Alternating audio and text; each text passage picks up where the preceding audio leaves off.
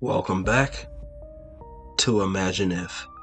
I'm your host as always, the Butler. In today's show, it will be about a robbery that two high school boys did and they will never forget. Before we jump into the action, I would like to say happy Halloween, and I would personally like to thank each and every one of you for my views and whoever supports this channel. If you are new to this channel, sit back, relax, and enjoy this creepy story. Halloween night 2011. My name is Johnny, but all my friends call me Big Rig. I'm about to share a story with you of a very paranormal experience, to say the least, that has literally changed my life.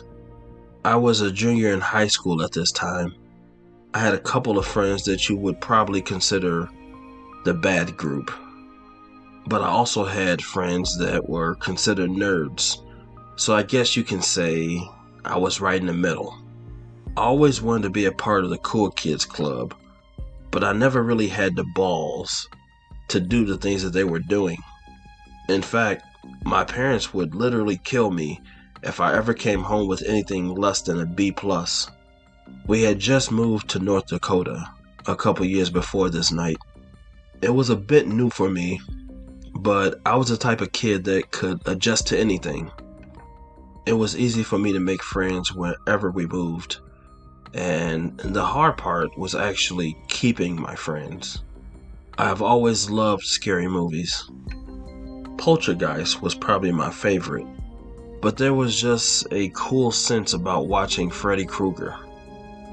I liked his dialogue and his style. To be clear, my parents never let me watch these type of movies. I always snuck away to my friend Benji's house to watch it. His parents let him do pretty much anything that he wanted. Benji was probably the type of kid that could get away with murder, literally, and his parents would not do anything about it. They probably covered for him. There were a couple nights where I went over to his house and he would literally walk into his mom's room, grab her cigarettes, and smoke them right in front of me. I thought it was kinda cool, but my parents would have stopped me as soon as I walked in the room. My parents are a lot more strict. Anyhow, Benji and I decided to go trick-or-treating on Halloween night, but it was not candy that we were searching for. Benji's father and my dad was best friends with the town's auto dealership owner. His name is Gary. Gary owned 5 used car lots and was not shy about his actual net worth. He lived in the biggest house in town and had 2 Escalades and 1 Ferrari in his driveway.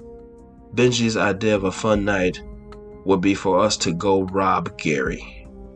Gary and his wife Elizabeth were in Hawaii, and Benji knew the security code to get into his house. He said that he knew the PIN code also to the safe, which had over $2 million in cash in it, and we would only take 50 grand each, and that Gary would not even notice it missing. I was definitely down to get 50 grand. I was hesitant, but I decided to do it. I just could not stop thinking about the things I can buy or the places I can go.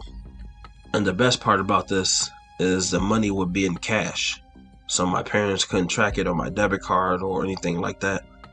So the plan was to tell our parents that we were going to a Halloween party, but then we would actually go to Gary's house. There was an actual Halloween party going on that night, which we would definitely have to attend at some point and maybe leave a little bit earlier before going to Gary's house.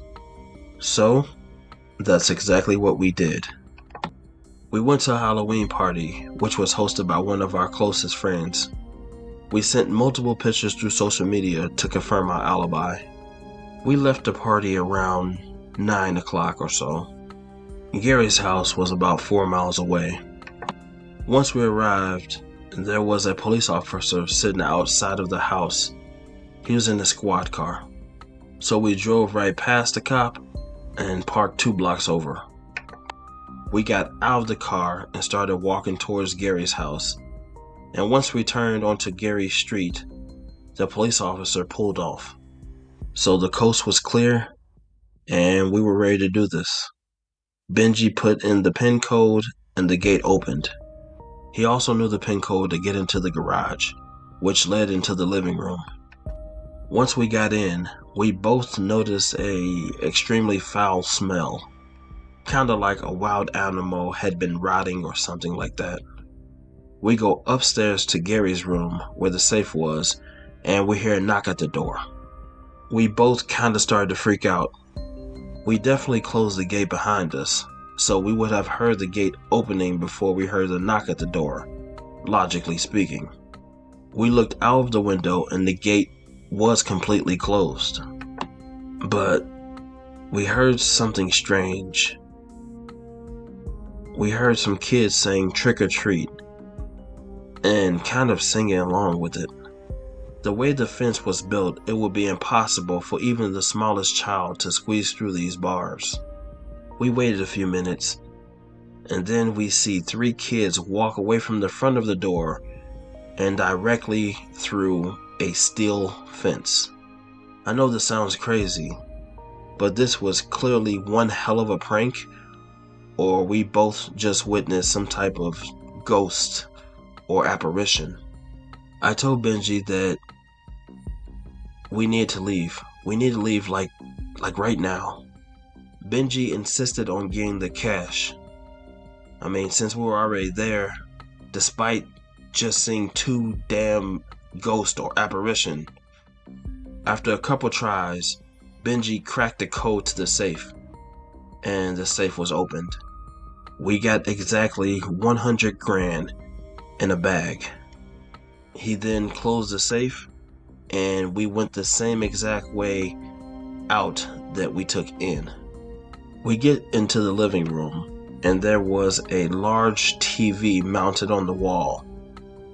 And for some strange reason, the TV turned on by itself. On the TV, it was a recording.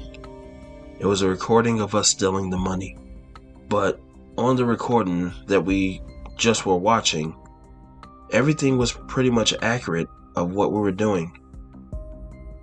Until we looked a little bit closer, and Gary and his wife were in the bed watching us the whole time. There was absolutely no one in the house when we went upstairs. But as we were watching the recordings, Gary and his wife were standing right next to us once Benji started to open the safe. And this was not normal people. Their skin was extremely pale. They were dressed in their pajamas as if they just went to bed for the night. We continued to watch the video right up until the point where we ran downstairs into the living room. Gary's wife followed us downstairs according to the video, but Gary stayed upstairs looking directly into the camera. At that point, we stopped watching the video and we both ran upstairs to return the money and get the hell out of the house. When we got back upstairs, we could then see Gary, or what seemed to be, I know this sounds weird, but Gary's ghost or Gary's spirit. We apologized to him over and over again for stealing the money, but he just looked at us with a blank stare. Then Gary pointed at the window. With his left hand, he pointed strongly at the left window. As soon as that happened, his wife, or the spirit of his wife, closed the door behind her, and all 4 of us was locked in the bedroom. She then pointed towards the window, just like Gary. Me and Benji walked over towards the window to see what they were pointing at or what they was trying to make us see. And it was the kids from earlier. You know, the ones that was knocking on the door. They were standing outside by the gate, the ones that they walked through earlier. They were playing with a bouncy blue ball. I turned back around, and that's when I saw Benji hanging from an invisible rope. I started to scream, and his body flew out the window, smashing face first into the concrete. I turned back around and I jumped out of the window of the 2-story house. I began to run towards Benji, and that's when I noticed Benji was lying on the concrete, gasping for his last breaths. There was blood coming out of his nose, mouth, ears, and even eyes. He had a gash at the top of his skull that continued to bleed, and his arm was clearly broken. I told Benji, I said, "I'll be back. I'll be back, Benji." I didn't know exactly what to do, but I looked up because I heard a screeching noise like metal against metal, and that's when I noticed that the gate had opened by itself, as if I was given the okay to leave.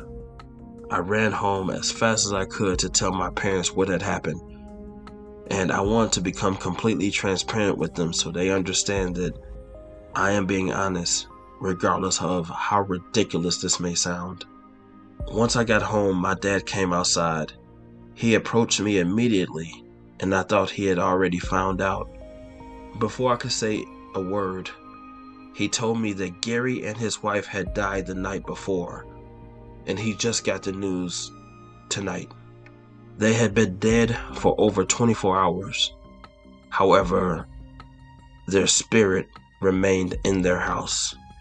I did not tell them anything about Benji, but the next day on the news was Benji, and his death was deemed a suicide.